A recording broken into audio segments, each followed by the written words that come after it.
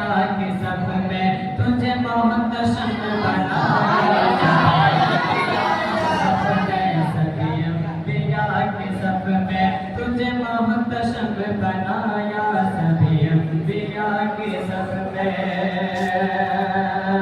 और तेरे सदक़े में खुदा ने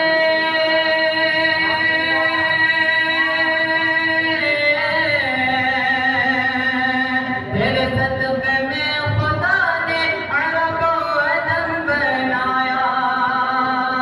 वही रब है जिसने तुझको हमसे करम बनाया, वही रब है जिसने तुझको हमसे करम